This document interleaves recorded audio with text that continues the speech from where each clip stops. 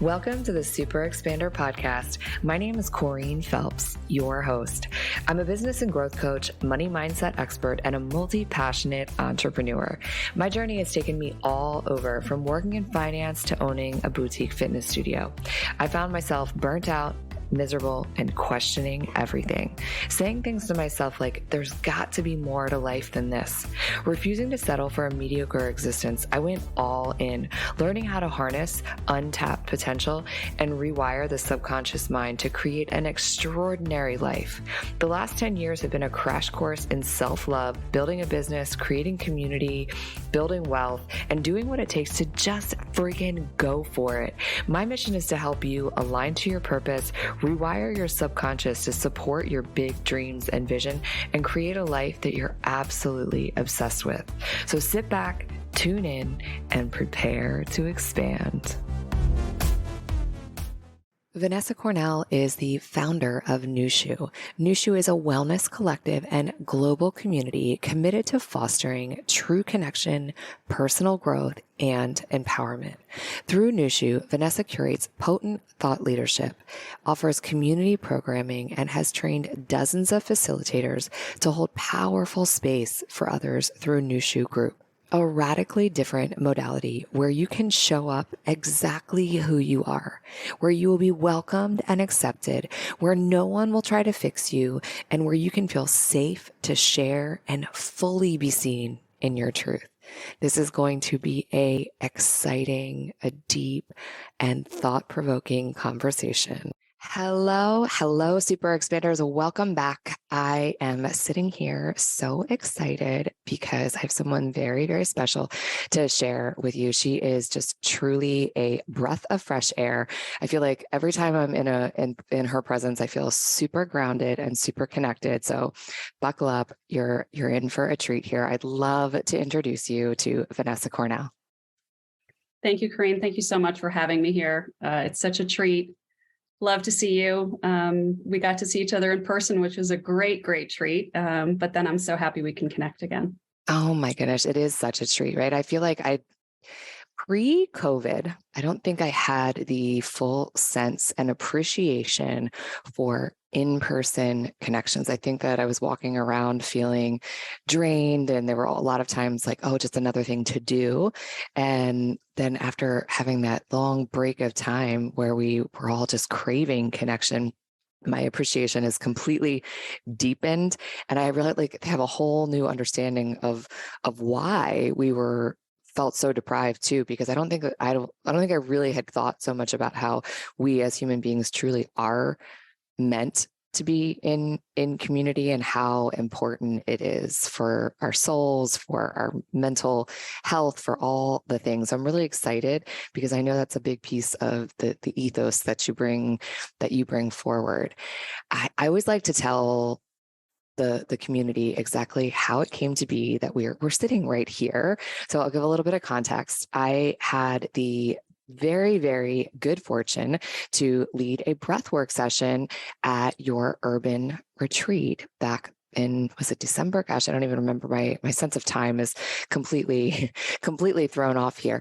But before that, I actually had an opportunity to guide you through a breathwork session. So it's been this really, really nice journey to meet you in person, to guide you through a breathwork session. And then here we are now.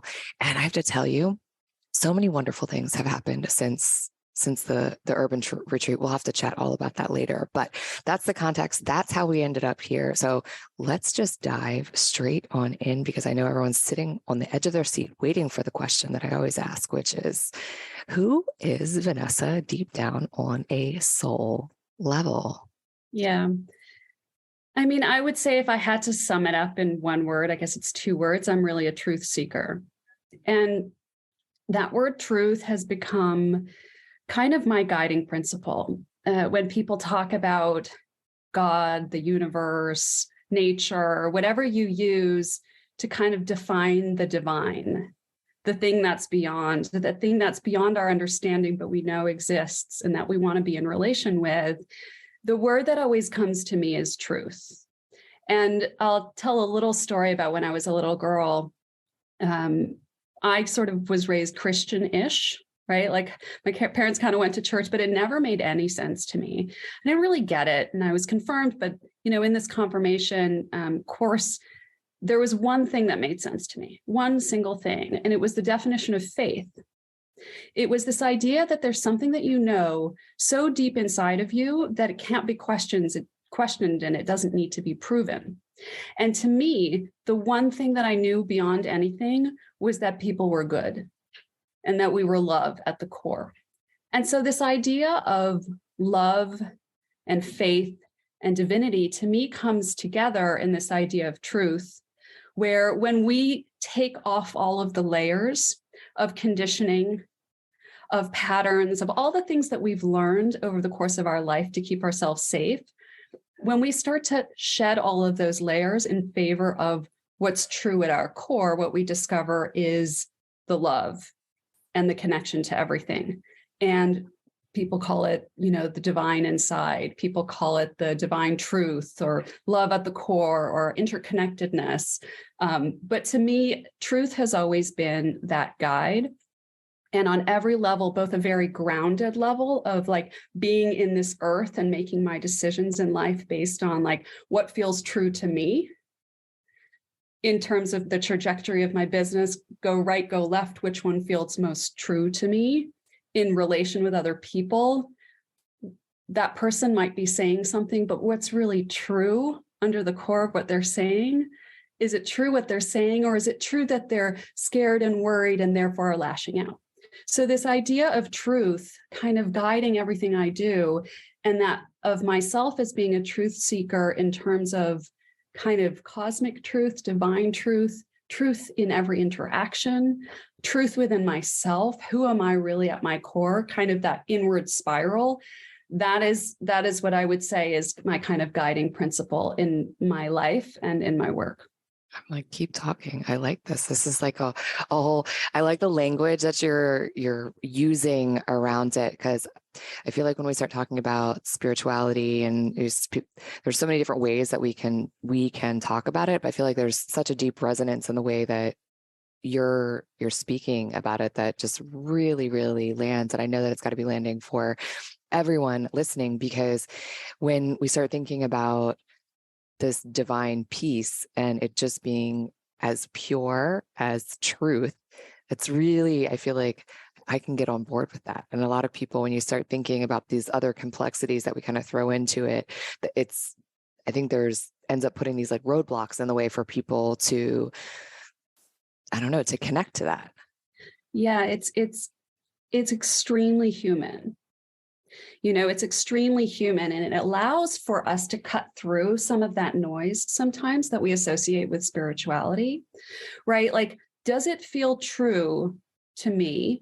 Does it feel like truth that someone who is promoting spirituality is being rude to the taxi driver, right? Like, that doesn't feel true to me. That doesn't feel like it resonates with me. And so it's just a really powerful tool to cut through a lot of kind of noise. That's just one example. I don't know if that's what you're referring to, that there's a lot of kind of other stuff that things get dressed up in. And it's like when we take off the language and we take off the costumes and we take off the ritual, not that I don't love that stuff, right? Like, I love all that ritual and I love that, but it's like, does this really feel true to me? Does this really feel like genuine and true at its core without all the things on the outside? And that's a really, like, for me, been really powerful to be able to sort of say, if I stay true to my path, I can find clarity through what's inevitably a very confusing, difficult world, because spirituality by its nature is in the mystery. There is no sort of right answer, really, capital R, right answer. You have to accept that you are in the mystery, but within the mystery, can you find your grounding by the simple question of, does this feel true to me? Is this true for me? And accepting the fact that your truth and someone else's truth, what's true for them, what they need, can be totally different, and not being focused on what other people are doing, just really sort of coming back to your center. So good. I'm loving this so much because I have to tell you that so my we know we pick our words or for the year, and mine is pure intention. So this feels just in such a deep alignment, this conversation. And kind of when what I was talking about before was I feel like especially when we're looking around on social media and just I guess the world in that kind of context, there's this whole sort of I don't know arena of spirituality that I think is masked in a lot of those pieces of ritual where people get attracted to that, but then that piece of embodiment underneath of it is really really missing. And so talking about that connection and based on truth just like allows all of that to fall away and really puts everyone in the same category. Like there's just no separation. Yeah, and I think that that's really key, particularly for people who are on this path of being helpers or guides or teachers, that there's that component of if you're going to do that in the world and you really want to make a positive difference in the world, part of your work has to be being really, really honest with yourself and really, really honest with other people about your humanity. So a lot of people sometimes when they take on this role of teacher and guide think, and this is not malicious, right? Think that in order for me to be in a position to be able to guide other people, for me to have the legitimacy, for me to feel like I deserve to be in this position of guiding people, I have to set myself apart in some way. I have to be more evolved, or I have to lead a life that's an example.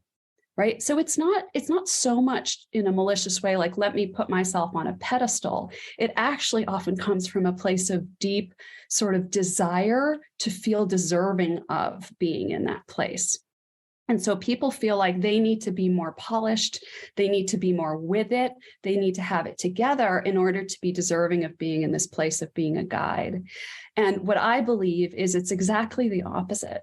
It's that you need to be your full range of human, which means working hard, trying to, show up for your people, be prepared, honor their time that they're giving you, but at the same time, recognizing that you're a human who has fears, who has worries, who is messy, who sometimes can show up like really prepared and sometimes feels like, oh, I'm not quite prepared.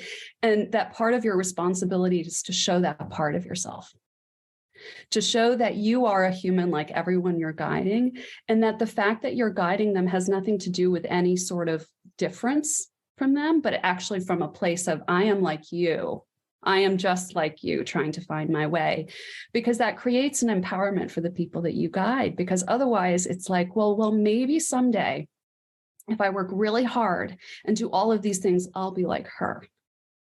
And that is not empowering to somebody, right? It's like, that is not what you're trying to give people, is this sense of, I'm not quite enough right now. I'm not quite enough because I can't quite measure up. But if I do all the things, eventually I'll get to where I need to be. I'll be more like her.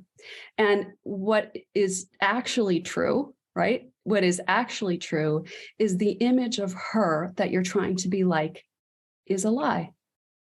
Because there is no one like her who is polished and put together and not messy and not human and doesn't have fears. It doesn't exist.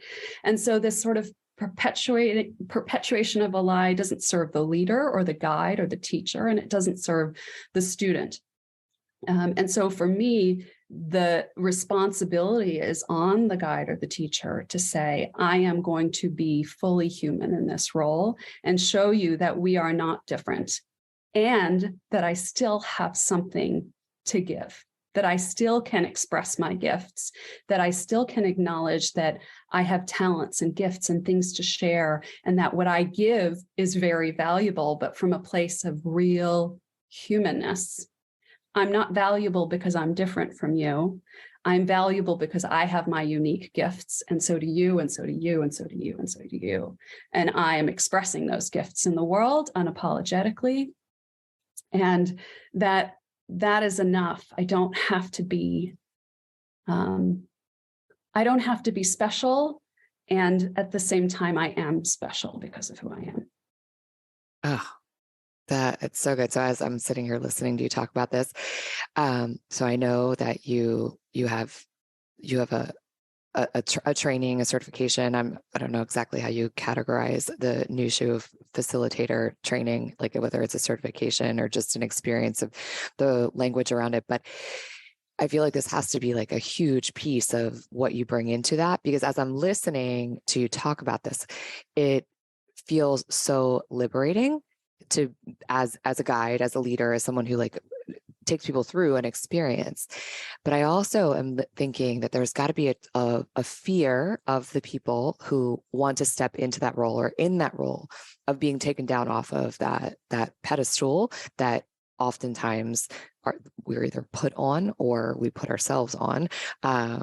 So multifaceted question. One is, what was the tipping point that brought you to like the deep understanding of that, and then how to bring that forward and share it with others in a way that then they're able to create that ripple effect out in the world as well? Yeah. So, the beginning of my journey started kind of late in life. I'm a mother of 5, and I had those 5 kids in 6 years, and it was like 8 years of being pregnant, breastfeeding, or both, which was insane. And at the end of that, I kind of broke. I exploded. And in that breaking open, I started to really explore these ideas of understanding my inner landscape. I had done none of that until then, zero. I was kind of, I would say, asleep, characterize myself as a little bit asleep to my inner world. And through that process, I started where I was. I live in New York. I started to bring speakers in and teachers in and bring them into the space because I was interested and I wanted to share it with people. And I had all of this creative energy as a result. And what I was observing in this space was that the teachers and the speakers were coming in, but something was happening in that space, which was that people felt safe to be themselves and share of themselves. And that was something a little different. And even the speakers who came to me said, like, wow, this is an interesting group. They're really open. They're really open. And I'm on the Upper East Side of New York. It's not typically known as like a very open community of women. And they're like, what did you do? I was like, I'm not sure. Let me think about that. And so I took my, very kind of analytical. I was at Goldman Sachs. I was in finance. I went to Harvard. I was like a very like math-centered analytical brain. And I was like, let me apply this to the whole self-help, personal growth world. And what I kind of realized was that there was a lot of, top-down teaching.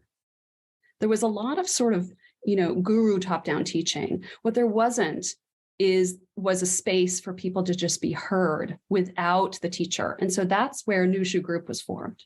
I said, let me just experiment with this idea of how did I create a safe environment for people to feel safe to be themselves and share with the teacher there. And let me take the teacher out of the mix and just create that space. So I started experimenting with it. And what I realized was creating that space created tremendous opportunity for people to sort of hear their inner wisdom, for the things they kind of had already known inside to bubble up into their consciousness. And what happened in the dynamic was, it's essentially a women's circle, right?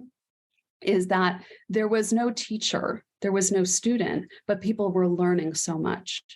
So it was a place where you were both the teacher and the student at the same time. And the facilitator's role was to keep the space safe, keep it structured, guide it so that it didn't get wobbly. And so there's real skill involved, but it wasn't a teaching role.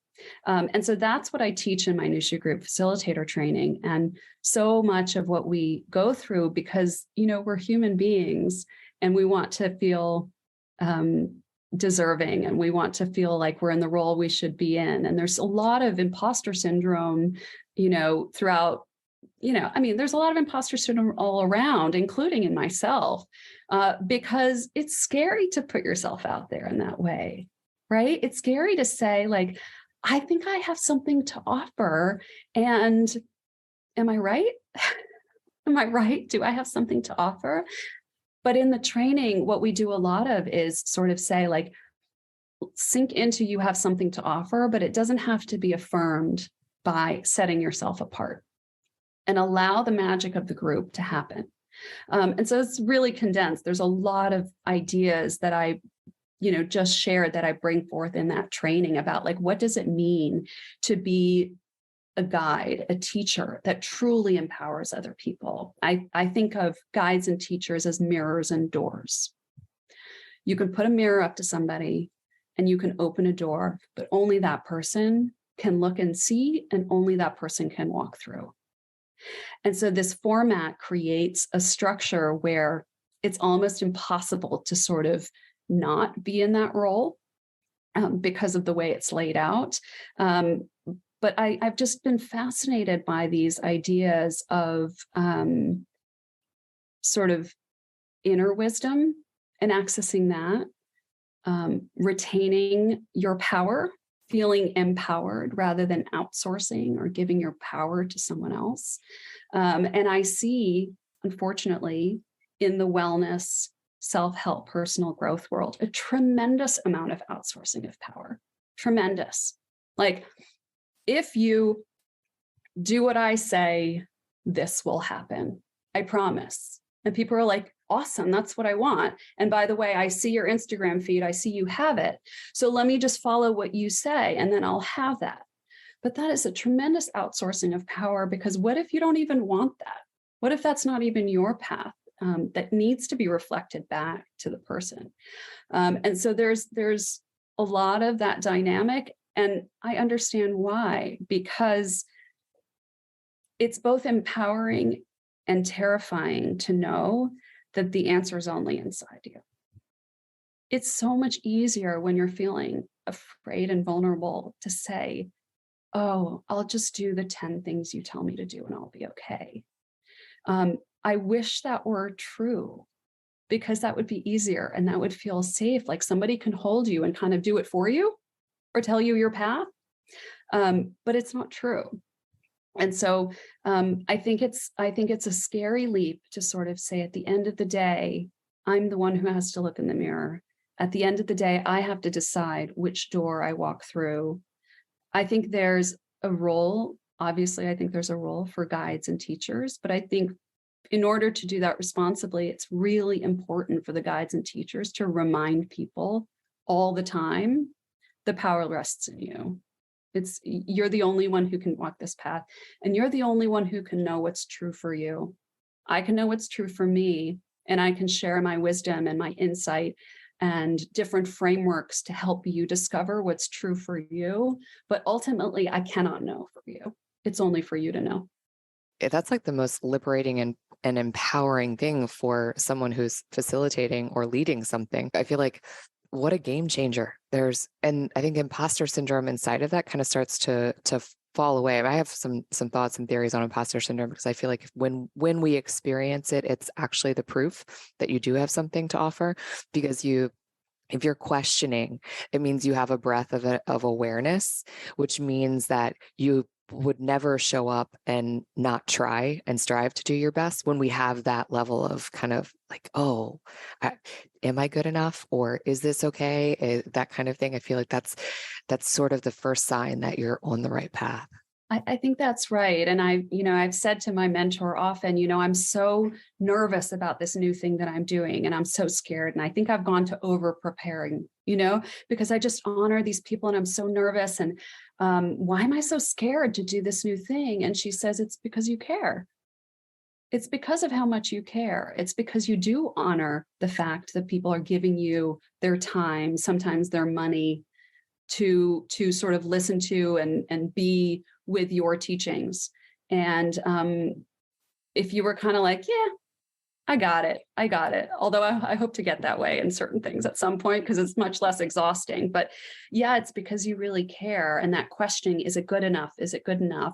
Can be part and parcel of how much you care and how important it is to you.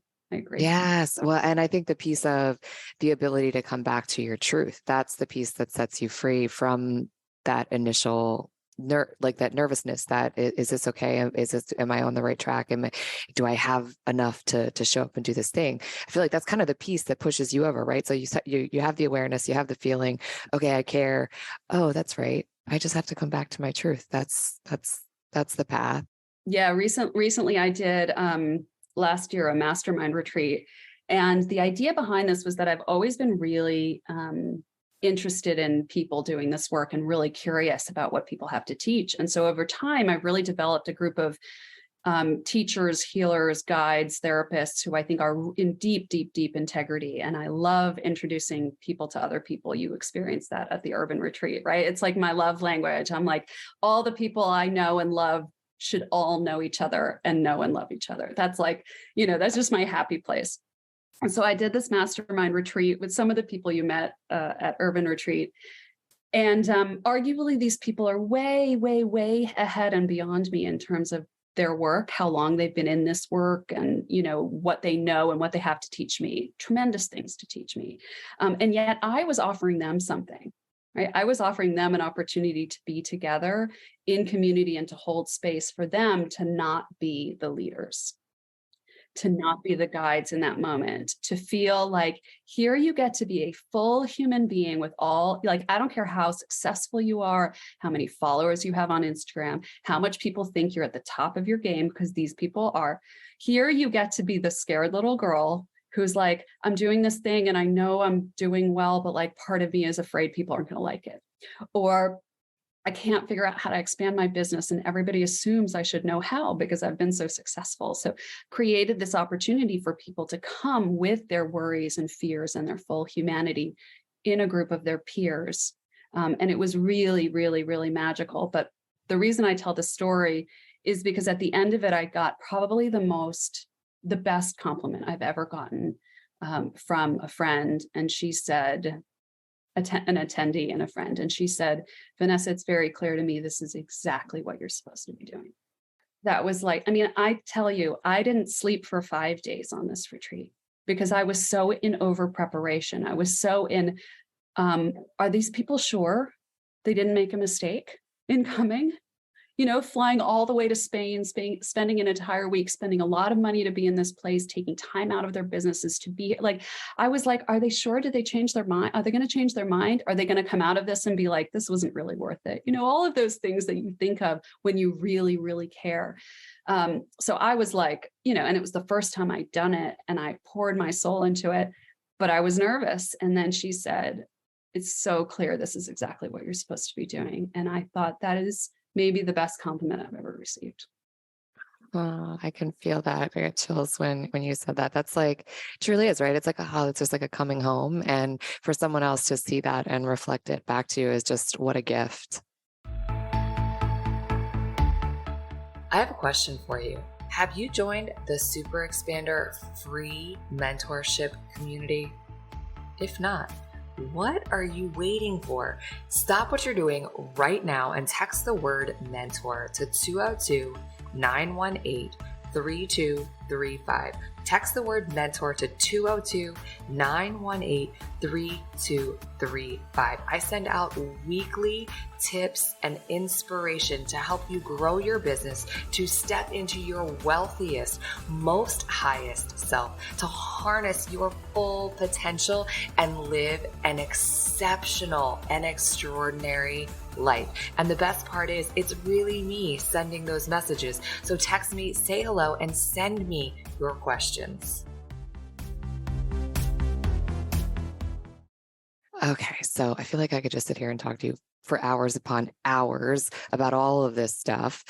And I know that I can't because you're a busy woman. But I have to ask, along the way, there had to have been someone on this journey that really sparked this. There's so much, you have so much wisdom and so much to share.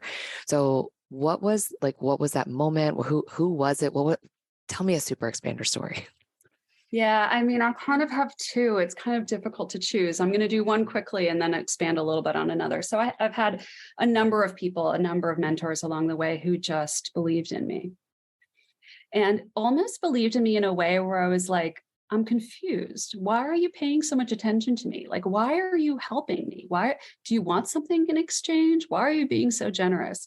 The first one of these is Bob Roth, who's the CEO of the David Lynch Foundation that spreads TM. He became a friend and he would call me every month and say, what are you up to? What are you doing? How can I help you? What are you thinking through? And I realized over time that there was no agenda. He just believed in me. He saw something. And why that was so expansive for me was because I was so much in this place of, I don't really know what I'm doing and who I am, but I know something is coming out of me.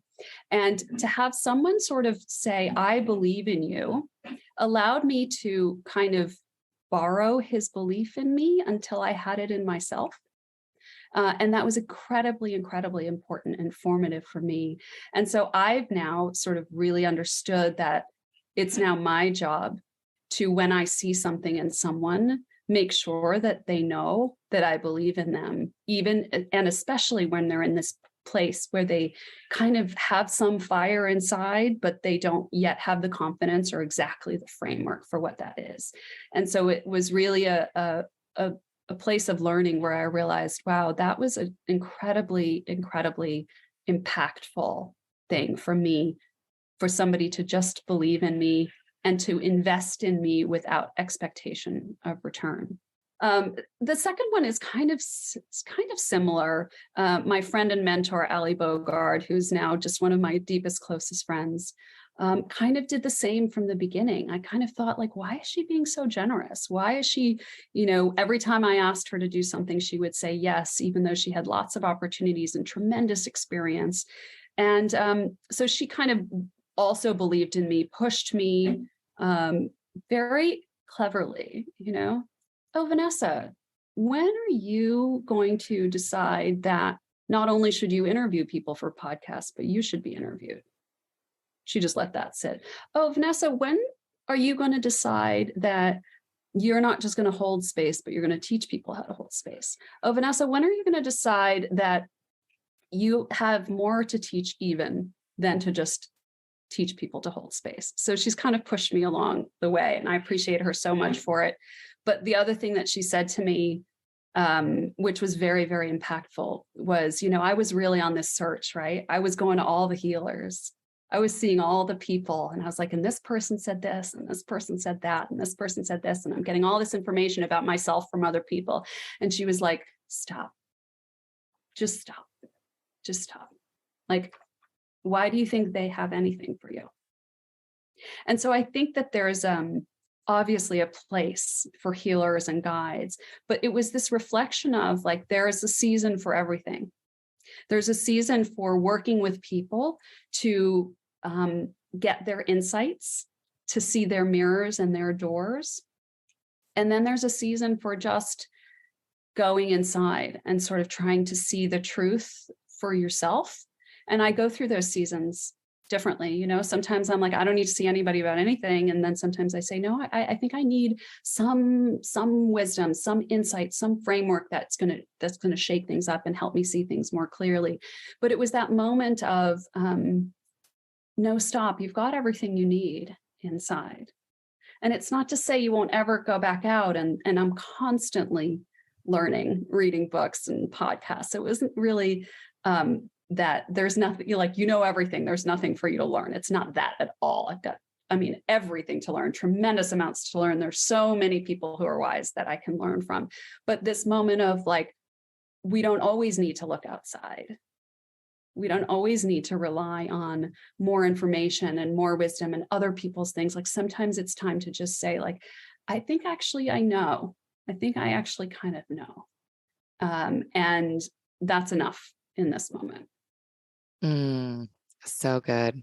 Yeah. Goodness. So she was planting seeds. I love that. I feel like that's the strongest, most powerful way almost to coach and guide any person, is to just leave these questions and then just kind of walk away. And they're like, whoa, what is that supposed to mean? Well, hold on. Now my wheels are Do you turning. know that movie, Inception? Yes. It's kind of Inception, right?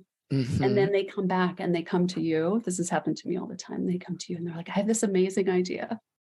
And I'm like, that is an amazing idea. And I'm not saying it was my idea. I'm just saying that, like, my role is not to give them the idea.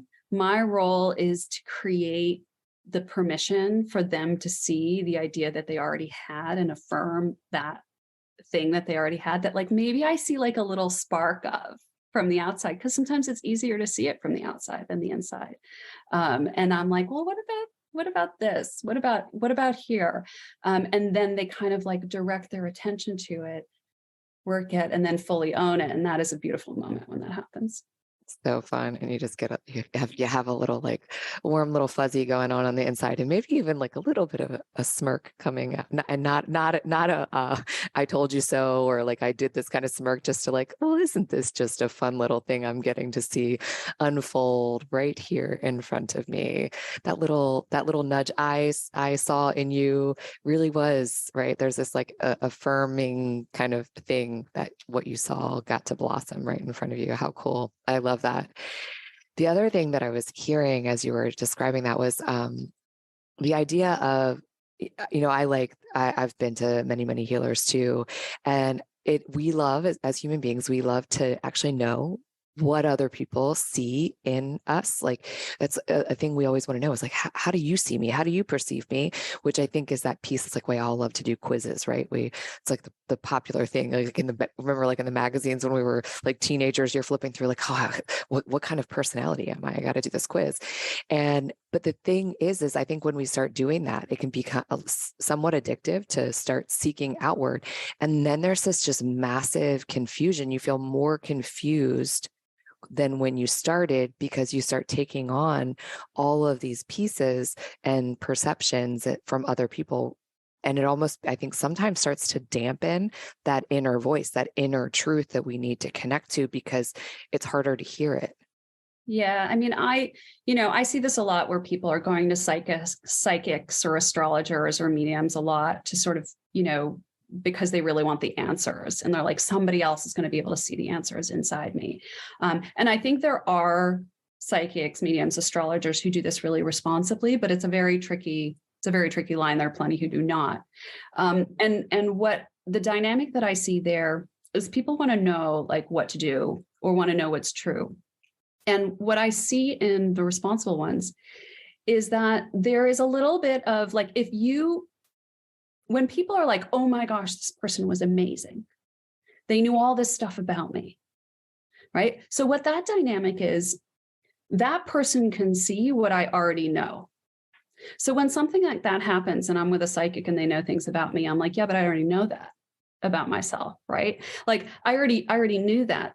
But what happens is people get permission to know on a conscious level what they already kind of know deep inside. Right? They get permission through somebody else reflecting it back, that thing that they knew inside that they think might be true is actually true.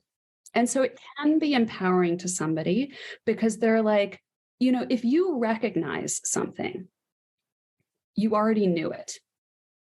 If you're like, oh, that makes sense to me, on some level, you already knew that. Your inner knowing is recognizing something that is external, and then it's kind of promoting it to your conscious mind saying, yeah, that's true. I am destined to, I don't know, be a healer or write a book, or, like, oh yeah, I kind of already knew that deep inside. And that's why I was like, oh, that makes sense to me. And then it kind of gets promoted to, yeah, I'm really affirming with my conscious mind that that's true. And so I think that can be empowering, but it involves that sort of inner knowing being activated. And when the inner knowing is being bypassed, that's when it's not. I will also say that you can develop a practice of supporting your inner knowing and promoting it to the level of the conscious mind without the psychic, without the astrologer, right? And so really the practice of Nushu Group is kind of designed for that. Let's ask really good questions that you can kind of reflect on and access your inner knowing, your inner wisdom, in the context of life and the real world. And so I kind of prefer that practice of cultivating that relationship between my intuition, but between my inner knowing, and then saying, like, how does that come out in the world and my choices and what I do in my relationships? That's that through line of truth, right? Like, how does my deep inner truth, who I am at my core, what I believe at my core, translate into what I do in the world and how I walk through the world? And so to me, that's more interesting and empowering than asking somebody else to do it for you. Now, that's not to say that it can't be helpful, right? It's sometimes really, really helpful when something isn't accessible or you can't quite figure it out to have somebody help you. But I just find it important to recognize that the practice of doing that is available to you without somebody else. Ah, so good. So I know after listening to that, everyone is wondering, it's kind of twofold. For the person that is like, oh, I'm feeling called to be a facilitator. Let's talk about that. And for the person that's like, I just want to be in the room with a powerful facilitator such as that. So let's talk about that, because I feel like there's some things we need to share so that people can get into your world in this capacity. Thank you for the generous question. Yeah, so the vehicle through which I do all of this is called Nushu. It's NUSHU. The website is the place to see all of the things that we offer. I offer a course called How to Hold Space, which is kind of the prequel, I guess, the prologue to Nushu Group Facilitator training, which is a pretty intense, in-depth training. But How to Hold Space is really about how to create that space for truth to come through for yourself and your loved ones. We do, retreats. And so the website is a great place to see what all of our offerings are. And then I try to do a lot of free events. I do a Hold the Healers group. That's really a space for people who identify as healers, which to me is everyone from, a therapist to a mom to, somebody who's kind of more socially aware at work than other people, emotionally aware, right? Like we're all healers in our own way, but really a space for people to be able to just come as they are and not have to be in that role, because it's lonely and it's challenging. And for the people who hold a lot for other people, they need a place also to be held. So the website has all of those things. And then Instagram is where I share a lot of my thoughts and ideas. It's just at Vanessa Cornell. And then Nushu has an Instagram too, at Nushu. And that Instagram account is really just, I don't know, I kind of say it's like a word vomit. It's like whatever I think of in the morning. I sometimes record videos, but that's kind of my vehicle of truth telling also, where I show up as I am. I don't edit, I don't curate. And it's kind of it's almost my practice, made manifest. It's my practice of truth telling made manifest. Whatever comes into my head, I just kind of put it out there. Yeah. Beautiful. I love it. So many ways for people to get to know and experience all the things. So I will make sure that all of that, of course, is in the show notes. So it's really easy for everyone to find your website, find out about Nushu Group, the retreats, all the things, and then find you on Instagram. And you guys make sure you say hello, follow her, let her know that you found her here on the Super Expander podcast. Maybe even tell her what your favorite part was. That would be really, really amazing, because it's so nice to hear the things that resonate and land. I'd love for you, if you have just one more juicy nugget of wisdom. There's been so many, but let's try to encapsulate it, either summarize it or even maybe share one more. Oh gosh, we're all trying so hard, right? We're all working so hard. And I would say just like work softer, part of what I love about the framework I've created is it allows us to be really, really human. But sometimes these people, I'm one of these people, right? These people who are trying so hard to learn and grow and be of service, like we do not give ourselves a break. We forget to turn the compassion we have for other people on ourselves. And we forget that we get to be just as scared and messy and tired and exhausted and depleted as everyone else. And so that's my message. It's like, be gentle, be gentle, be gentle. I needed that reminder always. Me too. Most of my reminders are basically for myself. Same. We teach what we need to learn, right? I'm saying that. I'm like, whatever it is that I'm teaching, you guys know, it's because I like really feel like I need to embody it on the next level. So it's actually, there's a smidge of selfishness going on here. Always, it is always. So funny because we always are giving out this great, prompts and questions and thought-provoking things to those in our world, yet we're not always, doing them for ourselves in the compassionate constraint, not walking the walk, but like, you know what I mean? I was at a dinner the other day and it was great. Someone had a great line. She was like, please take my advice. I'm not using it. I thought it was genius. I love that. So good. Oh my goodness. I appreciate you so much. Thank you for sharing your wisdom, your light, your time, all of it. Gosh, so grateful for you. Thank you. I really appreciate the opportunity. It was really fun to be with you. Ah, so fun. We will catch you on the next episode.